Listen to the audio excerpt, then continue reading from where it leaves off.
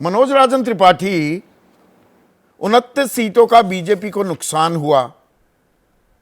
अब चुनाव में हार जीत होती रहती है, अच्छे नतीजे भी आते हैं और आप बिल्कुल धड़ाम गिरते भी हैं।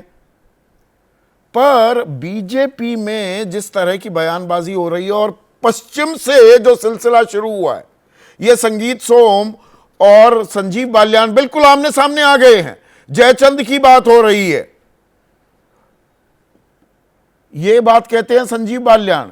संगीत सोम तो यहां तक कह देते हैं कि भाई आरएलडी के साथ गठबंधन का कोई फायदा नहीं हुआ, यानी कि अपने घटक को भी साथ ले आए। दिलचस्प हो रहा है ये।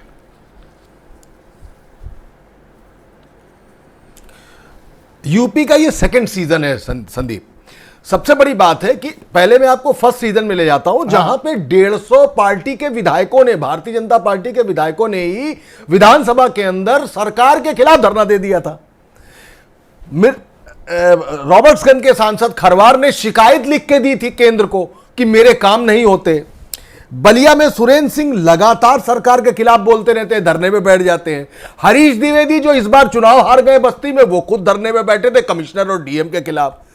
कार्यकर्ताओं की स्थिति यह है कि विधायकों की सुनी जाती है, ना कार्यकर्ताओं की सुनी जाती है। दूसरी बात, अजय मिश्रा टेनी कांड भी कर जाता है उनका बेटा, पर उनका बिगड़ता कुछ नहीं है। यहां सरकार बैकफुट पे आ जाती है। आपने नाम लिया संगीत सोम और बालियान का, मैं ब्रजभूषण शरण सिंह की बात आपसे कहता हूं कि ब्रजभूषण ने कह दिया कि नेता तो हमारे मोदी हैं, योगी तो केवल मुख्यमंत्री है। तो ये दो तरफा 2 सीजन है यहां पे, ये लगातार चल रहे हैं। ब्रजेश पाठक, केशव मौर्य, एके शर्मा का एपिसोड से तो पूरा यूपी हिल गया था, जिनको यहां भेजा गया था कि गृह मंत्रालय उनको दिया जाए। हाँ। लेकिन सरकार अड़ी, संगठन के बीच में झंझट हुआ। सरकार और संगठन का जो चरमराहट है ना, उसका ये दूसरा सीजन है। सवाल एक जवाब, बस एक आपको तस्वीर दिखाना चाहता हूं। जब योगी आदित्यनाथ के कंधे पर हाथ रखकर मोदी ने तस्वीर खिंचाई थी, वो बाकायदा फोटो शूट हुआ था। क्यों किया गया था? वो इसलिए किया गया था कि केंद्र और प्रदेश के बीच सब कुछ ठीक है, और उसको बड़ी तेजी से एडवर्टाइज किया गया था, होर्डिंग लगाए गए थे। लेकिन वो स्थितियां अभी सुधरी नहीं। पिछले 2022 के चुनाव में कैसे थंपिंग मेजॉरिटी से सरकार आ गई, और इस बार ऐसा क्या हो गया कि भाजपा बिल्कुल गच्चा खा गई। मैं अखिलेश यादव और राहुल गांधी के किए को नकार नहीं रहा हूं, मैं केवल भाजपा के बीच की बात कर रहा हूं। अखिलेश यादव, राहुल गांधी और इतनी नाराजगी, ऐसे समीकरण अगर बन गए थे, नहीं, मैं आप ही की बात को आगे बढ़ाता हूं मनोज। उत्तर प्रदेश में ये समीकरण बन गए, मुद्दे चल गए, तो बिहार में क्यों नहीं चले उस एक्सटेंट तक? तो ये दरअसल एक बड़ा आलिशान महल, राजनीतिक महल जो खड़ा किया बीजेपी ने या दिखाने की कोशिश की उत्तर प्रदेश में, दरअसल उसमें दीमक लगी हुई थी, उसमें दरारें आ गई थी। अब उसका खुलासा हो रहा है। दरअसल कहानी कुछ ऐसे अनफोल्ड हो रही है क्या? बिल्कुल यही अंदाज है, यही सब कुछ हो ही रहा है। आप चले जाइए मुजफ्फरनगर, बांदा की सीट पे आरके पटेल कैसे हारे? अरे वही प्रकाश द्विवेदी, वही आनंद शुक्ला, एंटी लॉबिंग। अरे आप विधायक हैं पार्टी के। स्मृति ईरानी के लिए संजय सिंह लगातार फोन करके लोगों को फील्ड में ना जाने के लिए कहते हैं। मयंकेश्वर सिंह जो राजा है वहां के, वो लगते नहीं है चुनाव में। मैं 2-3 बानगी आपको दे रहा हूं।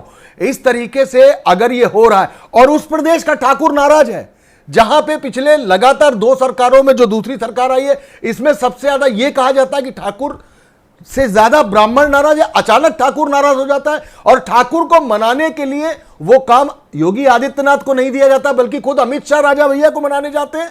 धनंजय सिंह को सेटल करने के लिए खुद अमित शाह जाते हैं। तो ये इतने क्या चल रहा है मनोज? तो चल रहा है, देखिए सरकार से लेके ये जो दिक्कतें हैं उनका विस्तृत ब्यौरा हम यहां पर दे रहे हैं, विश्लेषण भी कर रहे हैं। पर बीजेपी की एक बात कतई नजरअंदाज नहीं की जा सकती कि वो एक वेल ऑयल्ड मशीनरी है।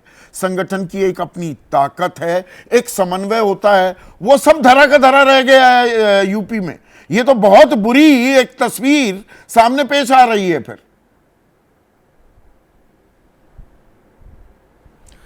संगठन जिस क्षेत्र में काम करता है, अगर उसी क्षेत्र में उसकी सरकार हो, तो संगठन और सरकार मिलकर बहुत बड़ा काम कर सकते हैं। ये लगातार 2014 से लेकर अब तक देखा गया है। इस चुनाव को माइनस किया जाए तो वो संगठन और वो सरकार, ये आपस का समन्वय मिलाकर ही कोई नतीजा बन सकता है, वरना 2027 सामने है और दो लड़कों की जो जोड़ी थी वो काफी ढंग से बैटिंग कर रही है दोनों एंड्स पे, और इसको भी भेदना होगा। उससे पहले दिल्ली से यूपी तक के बीच की जो भी झंझट है, ग्रीन रूम का जो भी झगड़ा है, करने की कोशिश की जा रही है। क्या कहने को एक बैठक भी हुई, मंत्रिमंडल को बुलाया, जो वो एक सामान्य प्रक्रिया ही देखी जाए, पर उसमें नतीजों की समीक्षा की उम्मीद थी।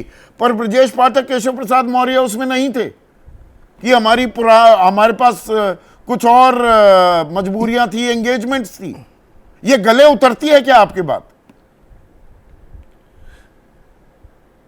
यह सरकार की बैठक थी, सरकार ने अपनी कैबिनेट की बैठक बुलाई थी, तमाम सारे फैसले लेने थे, उस फैसले को लेना था। संगठन को बैठना है, संगठन को बैठना। मैं आपको एक थोड़ी सी प्रीमेच्योर बात कहना चाहता हूं, शायद यूपी के संगठन और इन सब चीजों को शायद उसके हाल पर ही छोड़ देने का एक प्रीमेच्योर फैसला अभी है कि इसको ऐसे ही छोड़ दिया जाए। लेट्स सी इन 2027 ऐसी भी स्थिति है, लेकिन जो स्थिति अयोध्या की हुई है, जो स्थिति वाराणसी की हुई है वोट कम करके, तो मैं जो बड़ी स्थिति आसान प्रयागराज की हुई है, मथुरा में इज्जत बच गई, यही तो मैं एक आसान भाषा में यही तो मतलब दिल्ली उत्तर का, प्रदेश में इसको ठीक करना पड़ेगा। उत्तर प्रदेश का हाल यह है कि दिल्ली कुछ सोच रहा है, लखनऊ में जिसके पास कमान है वो कुछ और सोच रहा है, और नागपुर वाले कुछ और सोच रहे हैं। तीन अलग अलग डायरेक्शंस में पुल हो रहा है उत्तर प्रदेश।